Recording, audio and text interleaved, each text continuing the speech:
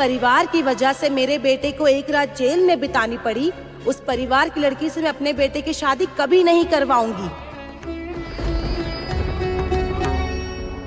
फूफा जी की माँ, वो दादी जी आज आई थी और गुस्से में कहा शादी कैंसल, शादी नहीं होगी। इतना सब कुछ हो गया, क्या करूं? एक बार रौनक को फोन करती हूँ। लेकिन उसने तो मुझे कुछ बताया ही नहीं। जरूर बताना नहीं चाहता होगा। नहीं, उसे फोन करना ठीक नहीं होगा।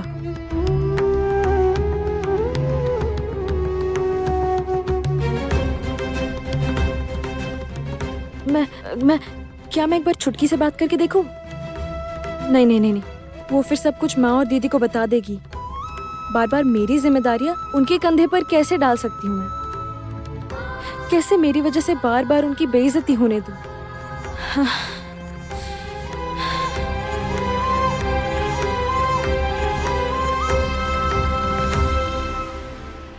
जो हुआ है उसके लिए तुकाई किसी भी तरह से जिम्मेदार नहीं है, ये हर कोई समझ रहा है। तो फिर रंजना आंटी क्यों नहीं समझ रही है? शायद समझना ही नहीं चाहती है। नहीं, मुझे उनसे मिलके एक बार बात करनी ही होगी।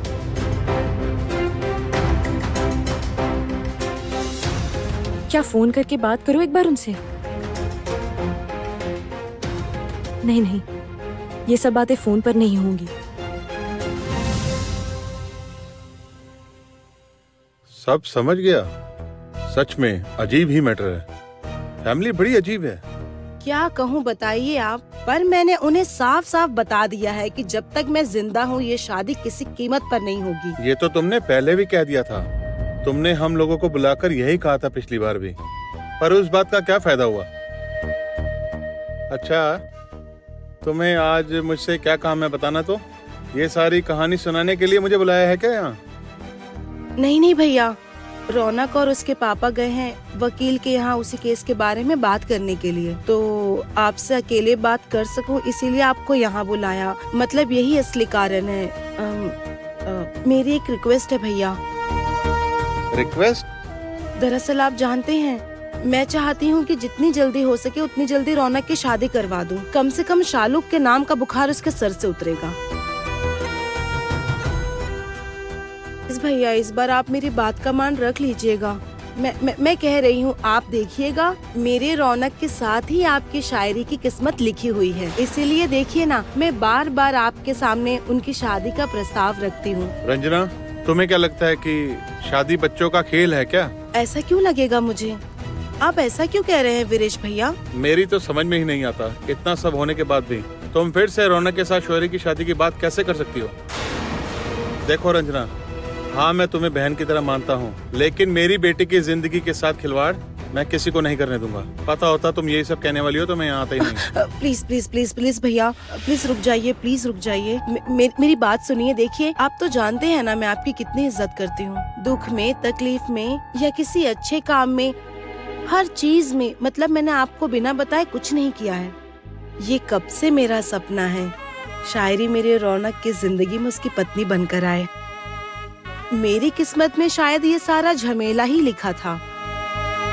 देखिए भैया, सब कुछ तो आपके सामने ही है। शायरी और रौनक को एक करने का जब इतना बड़ा मौका मिल ही गया है, तो क्या उसे हाथ से जाना सही होगा बताइए? तुम तो सब जानती हो रंजना, मैं मान भी जाऊँ तो शायरी इस शादी के लिए नहीं मानेगी।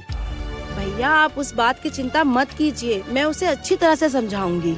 शायरी हमारी समझदार बच्ची है, उसे समझाऊंगी तो जरूर समझेगी और वो मेरी बात तो टाल ही नहीं सकती। और रौनक, वो मान जाएगा? देखिए भैया, आज तक उसने अलग नजरिए से सोचा है, लेकिन इस बार जो इंसिडेंट हुआ है ना, इसके बाद तो जरूर उम्मीद करती हूँ कि वो अपनी गलती को समझ पाएगा। शादी हुई भी नहीं, बेटे को एक रात जेल में रहना पड़ा। शादी हो जाएगी तो न जाने क्या क्या होगा। लेकिन रंजना, इस बार जो भी हो, मैं शायरी के साथ शादी करने के लिए रौनक को राजी कर ही लूंगी। इसके लिए मुझे जो करना पड़ेगा मैं करूंगी, जो कदम उठाना होगा मैं उठाऊंगी। इसके लिए मना मत कीजिए। अच्छा, शायरी मान भी गई तो उसकी माँ कैसे मानेगी बताओ? भाभी को भी मैं अच्छे से समझाऊंगी। क्योंकि देखिए भाभी भी तो एक टाइम पर चाहती थी ना। अब उनको शादी के लिए मनाना मतलब वो जरूर मानेंगी। नहीं नहीं, ये सब इतना आसानी से नहीं होगा। तुम्हारा बेटा नाबालिग नहीं है और ये शादी सिर्फ प्यार के लिए नहीं हो रही है। शालुक तो जरूरत पड़ी तो मैं जरूर साबित करूंगी भैया कि मेरे बेटे को एक झूठे आरोप में फंसाया गया है। पैसों की केस की तरह ये बच्चा भी नाटक है।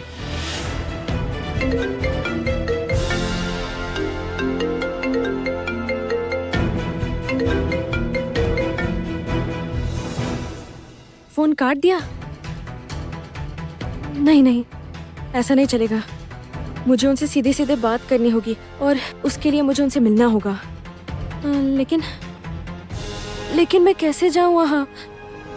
प्रॉब्लम तो मेरी है, मुझे अकेले ही जाकर बात करनी होगी। क्या करूं? अकेले कैसे जाऊं वहाँ?